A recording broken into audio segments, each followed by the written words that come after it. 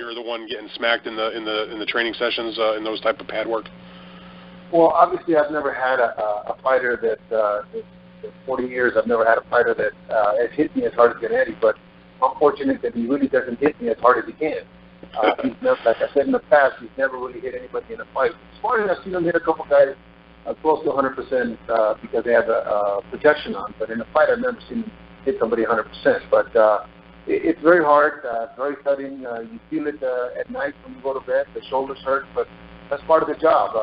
On that particular video that you saw, it was the public workout over in Santa Monica. I just had him hit the round pad. I didn't really do mitts with him that day. It was just a little bit of I think it was a couple rounds, a minute and a half long. But it does hurt. I feel for the guys that catch it in the ring with the small gloves and with the wraps. But that's part of his business. We're fortunate that we have a guy that gives us such dramatic endings to fights and dramatic rounds. And I'm glad to be part of it. Thank you for that, Abel. Hi, Gennady. I wanted to ask you about that. We know that you are right now in the midst of a 23-fight knockout streak.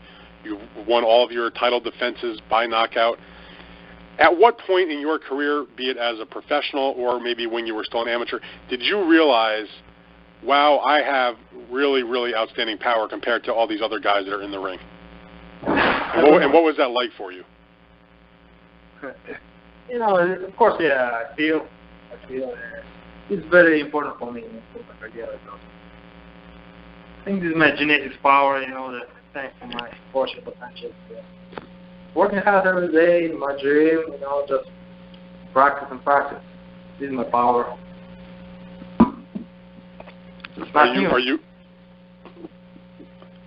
Do you feel like when you're in there that you have better punching power than all of your opponents? Yeah, sometimes, you know, it's very important, not just power. It's very important timing, distance, you know, like before power punch, not like a punch, not just like a punch. I need sometimes like more, yeah, discipline. Danny's got his own streak of knockouts going. You've knocked out 23 in a row. I believe Daniel's knockout streak is at about 12 in a row. Do you feel like that, however this thing goes, that a knockout for somebody is inevitable in this fight, that it's not going to go 12 rounds? Oh, I don't know. You know, this is boxing. Yeah, Daniel, he's a very good fighter. You know, he has maybe a little bit more power. You know, like he has power. You know, he's a very good athlete, not just boxer.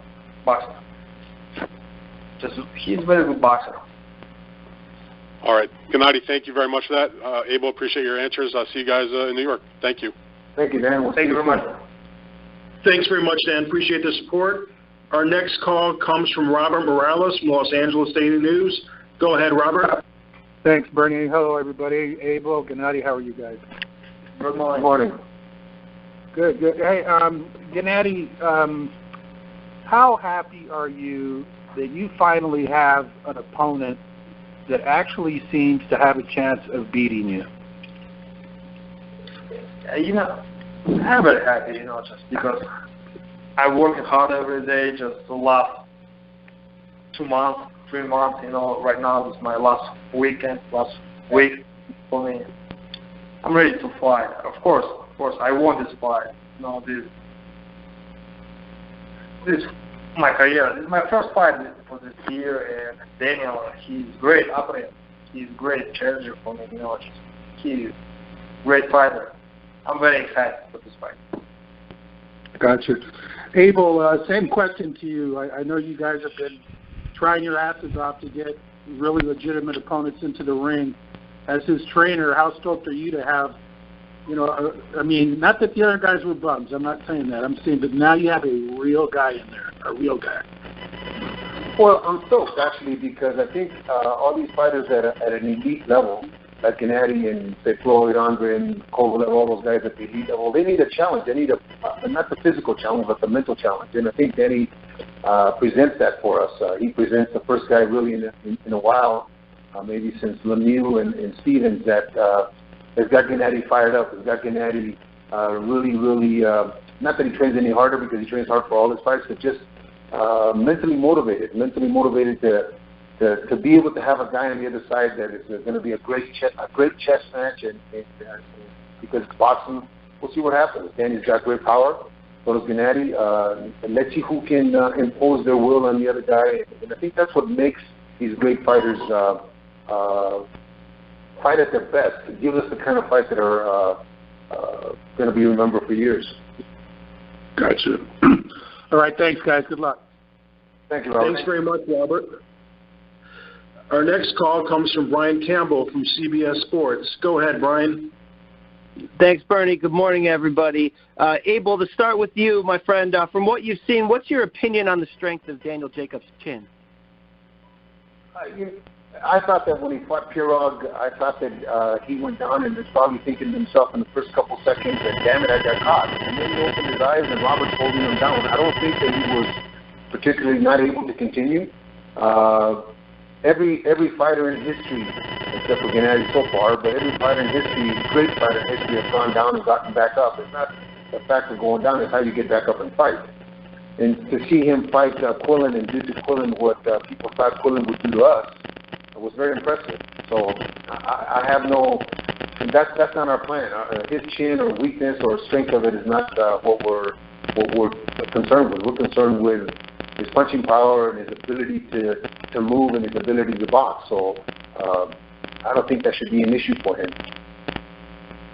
Got it. Gennady, where do you expect Jacobs to rank in terms of the most dangerous fighters you've faced up to this point? Yeah, you're right. He's more dangerous for me now. And so he's a great man. He's outside in the ring. No, he's very good at boxer and very good at man. I respect him. He's a good man. Gennady, what lessons did you learn from your experience in the Kell Brook fight? Kell Brook fight, it's a different fight, Not a lot. Just I remember first round, I remember third round, I remember last round. Just 5 rounds. That's it. He's not ready for 5 rounds. And that's it. Understood. Last question, Gennady. In the build-up to this Jacobs fight, when you're asked about Canelo, it seems you've been more willing to be critical of him these days. What changed for you? Right now I'm focused on Daniel. And Daniel, I don't know. I thought my promoter told us he talked with Golden Boy 1 year, like last year, this year. Right now my focus, that's too much talk, too much trash talk, Right now my focus on Daniel Jacobs because it's serious deal, serious fight. And if I'm not ready, okay. Of course I'm ready too.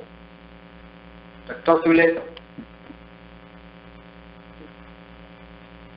Sounds good. Thanks, guys. Good luck to you. Thank you, Brian. Yeah, thank you. Thanks very much, Brian. Our next call comes from Mitch Abramson from RingTV.com. Go ahead, Mitch. Thanks, Bernie. Appreciate it. My question is for Tom. Hey, Tom. How are you? Good, Mitch. How are you? Good. Hanging in there. So, Tom, there have been reports that you guys have a deal in place for June 10th for Gennady to fight, I believe, Joe Sanders in Kazakhstan if he wins on March 18th. Just can you address those reports and just if you do have a deal in place to fight Sanders next? There's no deal in place. Everyone is focused on the Danny Jacobs fight, March 18th. Naturally, it's my job because it's been so difficult to get guys to fight Gennady. It's my job to look forward. His dream has always been to unify the titles. If there's a possibility of making a Saunders fight in the future, if there's a possibility for Canelo, like Gennady said, he's ready. But right now he's focused on March 18th. If everything goes the right way, March 18th, then we'll see what the next highest profile fight could be for Gennady, and certainly his dream has been to unify the middleweight division, and that would be one title if he's successful on March 18th. That's one title that's eluded him so far. Yeah, sure. No, I can respect that you don't want to look past Danny, but is that the plan though? If he does get by Danny on March 18th, the plan would be then to make a deal with Frank Warren to fight Saunders. Plan is to, if he's successful March 18th, to fight the highest profile fight. Whoever's willing to to agree to get in the ring with him. A lot of people talk about fighting Gennady, but very few people actually sign the contract. We know everything that happened last year with Canelo, with Billy Joe Saunders, with Chris Eubank, and Kell Brook was the one to step up and take the fight. That's why we have a lot of respect for Kell Brook, and we also have a lot of respect for Danny Jacobs, because he actually signed the contract to get in the ring, and he was a mandatory challenger. Gennady fulfills all of his mandatory obligations, and if this is certainly the highest profile fight and the most dangerous fight that Gennady's had, so there's no way anyone could look past this fight. But I'm certainly in discussions with many different promoters to see who would actually be available and willing to fight him if he's victorious in March. Thanks, Tom. And then last thing on this, is there anything new with Golden Boy regarding Canelo in the fall at this point? No, same thing. It's still in discussions. I mean, look, there's two big ifs there. Gennady's going to win March, next week, and Canelo's going to win in May. But if those things don't happen, then there's no reason to plan for a fight. But if Canelo's ready, if Golden Boy is willing to make the deal, then we certainly would be open to it. But that's my job to look forward and Gennady. Look, if everyone knows if Gennady is not successful next week, then it doesn't matter what plans I make or Abel makes or the Herman brothers. It's just that goes out the window. So certainly we have a lot of respect for Danny Jacobs. He's I'd say everyone on our side feels that he's the biggest challenge for Gennady. He's the biggest puncher. He's got great hand speed. He's physically bigger than Gennady, and certainly will present a tremendous matchup at the Garden. Thanks, Tom. And then one question for Abel. Hi, Abel. How are you? Good morning. Good. Just a quick question.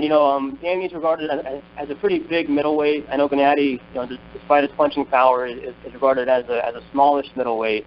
Is there any, concern or just, what have you guys game plan for Danny's just size? Because he is a pretty big, big middleweight. Other than Kell moving up as a welterweight, he ended up being bigger than Gennady by fight time. I think everybody that Gennady has fought has been bigger than him. No, we've learned, and he's learned to adapt to the bigger guys, because that's what he's had to do with his whole career. Danny's size has not been my concern, but his punching power has been my concern, because he can't crack. So it's just a matter of seeing what we have in front of us at the beginning and being able to deal with them. We had some big guys in camp. David Benavidez is probably about 6'3", 6'2.5" maybe, and Julius Jackson. John Jackson is probably about 6 foot tall, also like Danny. So we're trying to emulate what we're going to see on March 18th. But until we get in the ring and Danny feels Gennady's power and Gennady feels his power, we won't know if that size is going to make a difference. All right, thanks, Abel. I appreciate it. Thank you. Thanks very much, Mitch. James, if you would be so kind to give the media once again the instructions for asking questions.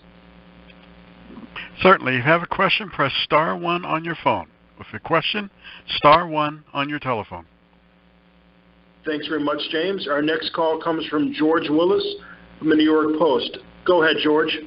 Hello, gentlemen. Abel, just wanted to ask you, you said you were concerned about Danny's punching power. And there always seems to be sometime during the fight, a lot of times early, when Gennady will even almost take a punch just to test the other guy's power. Have you been cautioning him not to do that as much in this fight? Is that a concern, or do you expect him to go in there and just test to see how much power Danny actually has? No, I don't caution him to do anything. We have a game plan, and we're going to follow the game plan. If it gets to a point where Gennady has no respect, that's something that he feels in the ring himself. That's not something that's ever been planned.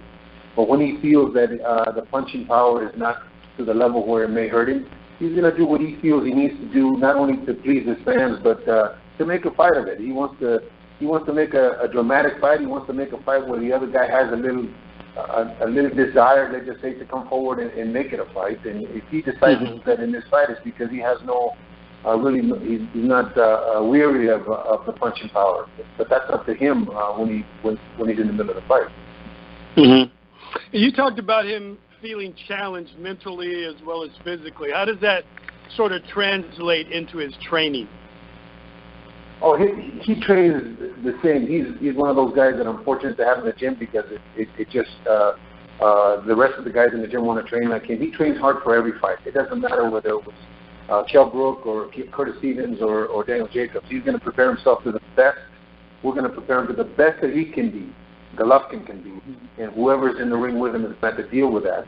We don't change anything according to the opponent. What we do, like I said, is just be the best we can be, and if that's not good enough, then obviously we have more work to do. Mm-hmm.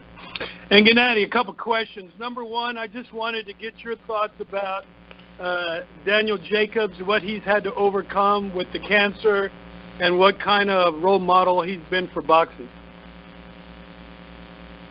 This is life. But Daniel, he's sick, Right now, he's a great boxer. I watched a couple fights. He looks good. Seriously, he looks good. He looks strong. He looks very flawless. He's tough. Right now, he's tough. Right now, I think he's the best, my opponent in my career. Mm-hmm. And how is it that you can go into a fight? Seems to be you never have any personal feelings of anger or hate against an opponent. You don't need that to get up for a fight. Why is that? No, I don't need it, because I understand. I know, it's life. Boxing. Mm-hmm. Boxing is the regular life. It's the regular life. I know my job. I know this is my job. Mm-hmm. That's it. Mm-hmm. And one more question. How excited are you about fighting at the Garden again? Again, you fought in New York several times. It's almost like a home place for you. What are your thoughts about coming back to New York to fight again? I'm very happy. I'm very excited. I'm very happy, And Madison Square Garden is my second home. Last 5, or I don't know, like 6, 5 I had in Madison, It's a great atmosphere, beautiful people, the best place in the world for me. I'm very excited. Mm-hmm. And Tom, one question for you. We had about 16,000 people at the Barclays Center the other night. Is boxing on a surge up? Is it finally becoming popular again? I think when you have the right matchups in boxing, the fans respond. We're expecting the biggest largest amount of people. Gennady sold out MSG the last time with Lemieux, but we're expecting a larger crowd this time because of the demand from the public. We added floor seats, so it'll be the largest floor of any Triple G fight that we've had at the Garden. And you look at it was a great night of boxing at Barclays. You got the Wembley Stadium fight coming up the end of April with 90,000 people. So I think when you have, that's with Klitschko versus Joshua, when you have the right matchups, the fans will respond, and they're definitely responding right now to Gennady fighting Daniel Jacobs, the two best middleweights in the world fighting each other. They're both in their primes. They both have over 90% knockout ratio. You couple that with Chocolatito as the co-feature and all the other fighters on the show, it's going to be a tremendous night, and we expect a completely sold out Madison Square Garden next week. Great. Thank you, gentlemen. Thank you. Thank you. George, thanks very much for the support. We will see you next week. Our next call comes from Bob Vellon from USA Today. Go ahead, Bob.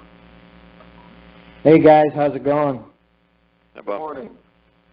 I wanted to ask Abel this, and I guess in a sense you've answered the question, but with considering Jacobs' power, do you think has defense become more of a priority for Gennady in this fight than it has been in past fights? He did get hit quite a bit in the Kell Brook fight. Took it well, of course, but is defense more of a priority in this fight? Defense is a priority from the first day I met Gennady. Defense is always a priority in our gym, but we're in a boxing game. These guys are going to get hit, and if you go back and look at some of the punch stat numbers, Gennady's probably one of among the top 4 or 5 in the world as far as not getting hit, comparing that to him hitting his opponent. But in order for a boxer to land the shot that he wants to land in the type of fight that Golovkin fights, he's going to have to expose himself. He's going to have to be in a position where the other guy can land the shot also. So it's a concern. It's always a concern. It's always something we work on, but it's something that is part of his game. But if I had a fighter that was so defensive that he bored people to death, we wouldn't be talking right now. We wouldn't have him on this stage. He is the kind of fighter that he is by his choice and by the work that we do in the gym, and for pleasing his fans. It's the best type of fighter that the fans want. All right. And, you guys have been kind of, it seems to me anyway, a little quieter for this promotion than maybe some past promotions. Is that just a sign that Gennady is working as hard as he's ever worked, in training camp? Well, it's a sign that we have a guy in front of us that Gennady respects 100%. It's a guy in front of us that poses that threat, or perceived threat anyway, poses a chance of us losing a fight. So we're trying to do as much as we can. We're trying to work with Tom and with Bernie and with the Herman brothers to try to give as much accessibility to Gennady. But there's times when I myself won't allow it, because we do have a very, very difficult fight in front of us on the 18th. So we're sorry if we haven't been as accessible, but we promise to put on a great night of boxing that night. And Bob, also next week we're starting early. As I mentioned, we're having the press conference on Monday with Gennady and Danny Jacobs, and we'll have a full week for Fight Week. So we've really geared the resources towards the last 2 weeks of marketing, and we're going to have a press event every week next week during Fight Week. So we expect, by the time Fight Week rolls around, this will be a red hot fight that everyone's talking about. Thanks, Tom. Hey, one question for you. Gennady's always had the Garden crowd behind him pretty much in his fights there. But this fight is against Danny Jacobs, who's it's his hometown, and Jacobs, has got the being the cancer survivor story behind him. How much of the crowd do you think will be behind Gennady in this fight? Yeah, that's a good question, Bob. A lot of people have asked me that, because Gennady has sold out Madison Square Garden before, and this would be his fifth time returning to the Garden. But at the same time, Danny being a native New Yorker, being from Brooklyn, and having a huge fan support on his side as well, it'll be an interesting dynamic on fight night. I still think, because it's the Garden, you'll see it leaning towards Triple G, but you never know until the fans show up, and certainly not the same like we had with the Lemieux fight, where it was clearly Gennady was the hometown favorite in New York. So we're expecting a great atmosphere from both fan bases, from Gennady's side and from Danny Jacobs' side. All right, guys. Thanks a lot. Appreciate it.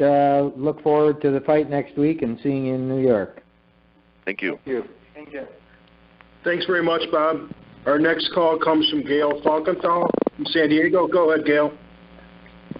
Good morning, gentlemen. Abel, this question is primarily for you.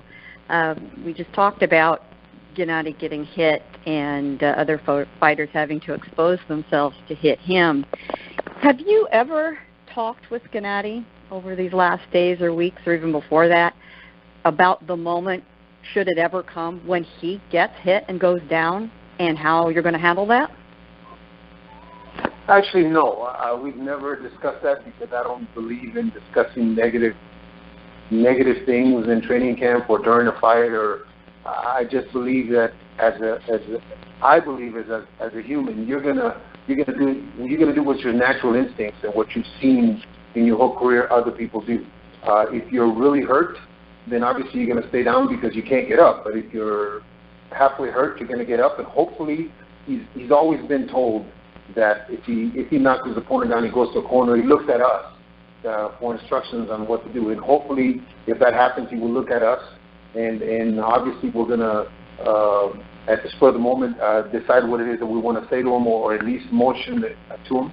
But like I said before, every great fighter goes down. I had a young man who is actually going to accompany me to the fight. He'll be a guest at the fight, Terry Norris, and his wife will be at the fight. And back in the late 80s, he fought Julian Jackson. Julian knocked him out in 2 rounds. He did very well, but this young man's in the Hall of Fame. He had a great career, even though he had 3 or 4 losses on his record before he won the title. So it's part of the game. It's part of this business. But again, I don't discuss anything that's negative with my fighters at all, ever. Until it happens, then we discuss it. But if it doesn't happen, then there's no reason to bring it up. And for you, Gennady, has it ever crossed your mind? Sure. Have you ever thought about what happens if you get knocked down? What will you do? I don't know. He's got no idea, really, because we don't think about that. Yeah. Well, thank you very much, Abel, and very happy to hear you mention fellow San Diegan. Yes, so we had a great career, and we're having another one, and I wanted him to be part of it, so that's why I invited him. Super. Thank you very much. Thank you very much. Thanks very much for your time, Gail. Our next question comes from Keith Idek from BoxingScene.com. Go ahead, Keith. Yes, my question's for Abel. Abel, I was just wondering, what you were expecting from Jacobs in the beginning of the fight. He pounced on Peter Quillen and was able to stop him in the first round. What kind of aggressiveness and plan do you expect from Jacobs in the beginning of the fight? I think that Danny will be aggressive. I think that, and that's what we're planning on. And if he's not, well, then that's okay. But I think that Danny will come out and try to draw a line and say you're not going to cross this. If he doesn't, I think that he's got very smart people around him. With the addition of Virgil, I think that they understand that they're going to have to make sure that they get Gennady's respect. But I think that that's going to make just for a great fight. I don't think he will continue that. I think he will test the waters and then use his skills, because he's got very good skills. I mean, he's got great legs, very good distance. The fact that he knocked Peter Quillen out shows us he's got great power. So maybe the first round is a crazy round, and I think 2 through 4 or 5 are more tactical. And then the fight starts in the middle of the fight, in the middle of the 12 rounds. But I expect him to come out and try to see what Gennady's got. And Abel, obviously this weekend, 2 guys that Gennady has beaten are fighting on HBO. Just wondering if you could give us your perspective on the Lemieux Stevens fight that's on Saturday.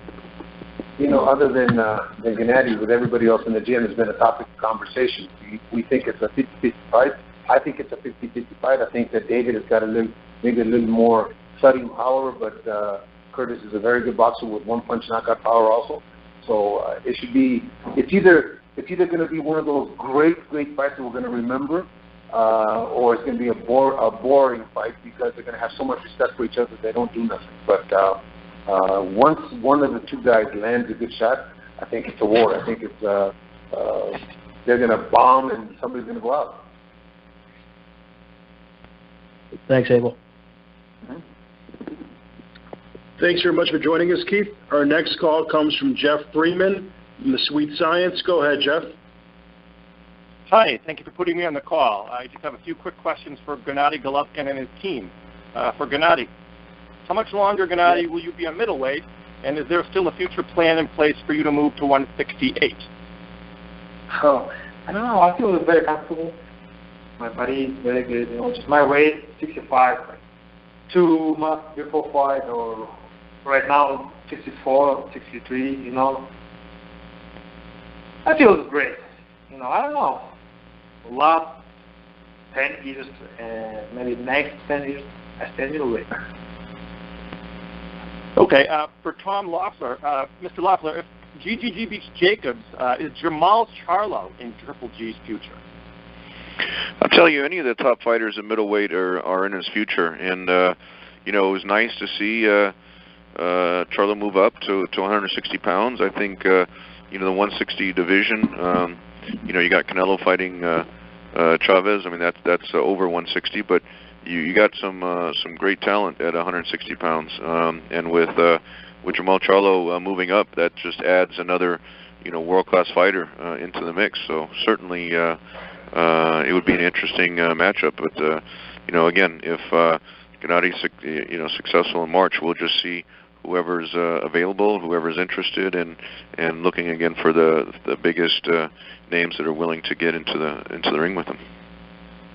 Yes, sir. And for Abel, sir, over the weekend, Floyd Mayweather told the British boxing press that your fighter is flat-footed and makes a lot of mistakes in the ring.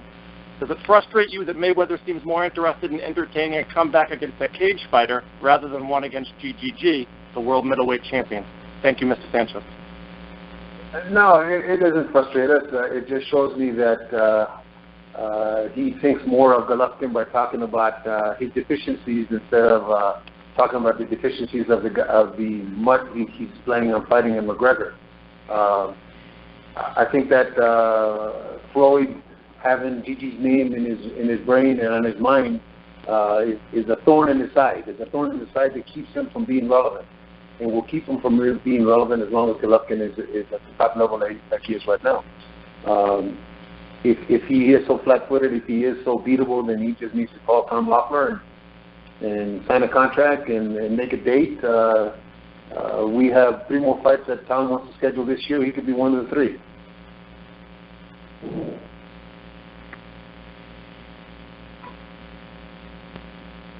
Jeff, are you there? Thanks very much for the call, Jeff. Our next question comes from Jerome Sousa from FirstClassBoxing.com. Go ahead, Jerome. Hey, Bernie. Thanks for the opportunity. My question's for Abel. In the call last week with Andre Rozier, he mentioned that JACOBS has one-punch knocking ability to knock out guys with 1 or 2 punches. He mentioned that Gennady wears guys down with attrition and doesn't have that same capability.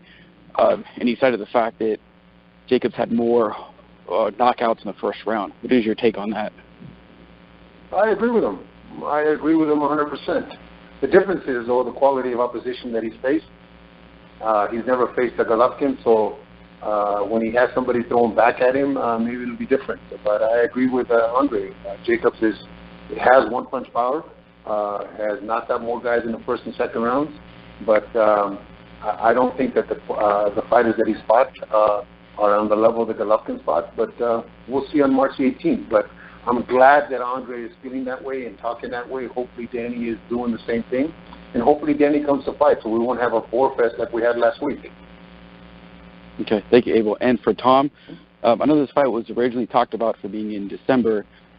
Moving it from December to March, how has it helped with the promotion, getting more interest, more ticket sales, and then more pay-per-view buys in the end? Well, it would have been great to have it in December, but I think moving it to March just fits better with the pay-per-view platform. Also, having Chocolatito on the show because he had just fought at the end of last year, so we were able to put him on as the co-feature. So I think it just adds a higher profile to the event, especially with St. Patrick's Day weekend in Madison Square Garden. There's going to be a lot of people in New York City, and it's a great boxing weekend. You got the Boxing Writers Dinner on Thursday night. Top Rank has Michael Conlon fighting on Friday, and then naturally, the 2 best middleweights fighting on Saturday night on March 18th. So it's going to be a tremendous boxing weekend, and I think we'll get a great support from the fans. Okay, thank you, gentlemen. Thank you, Bernie. Thanks very much, Jerome. James, if you would be so kind to give the media instructions again if they wish to ask a question. Sure. One more time. If you have a question, press *1 on your phone. Our next question comes from Sean Cross from Boxing Insider. Go ahead, Sean. Hey, guys. How are you? Thanks for taking my call. Just a quick question. I want to know, a lot of people are saying that JACOBS is actually a bigger threat to Gennady than Canelo could possibly be. And there's a lot of that talk going around. How do you, Abel, and how do you, Gennady, feel about that? Well, I think that JACOBS has got, as Andre has alluded to in the past, JACOBS has got one-punch power. I think that he hits you with a good shot, he's going to knock you out. He's a big dude. I don't think Canelo is the puncher that Jacobs is. I think he's more of a combination puncher or a flashy puncher. But I think they're both a threat. They're both very good fighters in their own right. Both Canelo and Golovkin both have difficult fights coming up. But I believe that Jacobs for us has been the toughest opponent. We'll see how Canelo does against the bigger guy in Chavez on May the 6th, and we'll be able to tell then who the bigger or the strongest guy is in big punch. Okay, and Gennady, how do you feel about that? Well, every fighter is different. Every fighter is different. There's big difference, Jacobs and Canelo. I know, of course I understand it. Very serious. Both very serious. You know, I'm ready. I'm very excited. I want this fight. Trust Daniel. Right now my focus on Daniel Jacobs. Okay, thank you very much, guys. Appreciate it. Thanks very much, Sean. We're going to conclude the Q&A portion of this and let Gennady and Abel get back to training up at Big Bear Lake. Gennady and Abel, if you'd want to make some final comments to the media, go ahead, please. Yes, of course. Thank you very much. Thank you very much for everybody. Thank you very much for support, for attention, and all. I promise I'm really humble. Thank you. It's been a great show, I'm ready. I'm very excited. Thank you very much. Yeah, Bernie, I'd like to thank everybody that tuned in and everybody that asked questions. We've done all the talking now. It's time to get in the ring and show the fans again why we've had Golovkin withdrawals in the last month since he hasn't fought. March 18th, I think, will be the start of a great year for us and for boxing. Thanks very much, Gennady and Abel. Appreciate the remarks. Tom, go ahead with some closing comments, please. Well, I think everything has already been said. We're just looking forward to the two best middleweights fighting, to a tremendous show. The pay-per-view telecast starts at 9 p.m. East Coast time, 6 p.m. On the West Coast, and the doors open at Madison Square Garden at 7 p.m. New York time. So it'll be a full night of boxing. It'll be a full week next week for media events, and we're just looking forward to a tremendous fight week in New York City. Thanks very much again to the international media for joining us. Thanks to Tom, Abel, and Gennady for joining us today. A full fight week media event schedule will be distributed shortly, and we look forward to seeing many of you next week in New York City. Have a great day. Thank you, Bernie. Thank you, Tom. We'll talk to you later. Thank you. Thanks, Gennady. Thanks very much, gentlemen. And thank you, ladies and gentlemen. This concludes today's conference. Thank you for participating. You may now disconnect.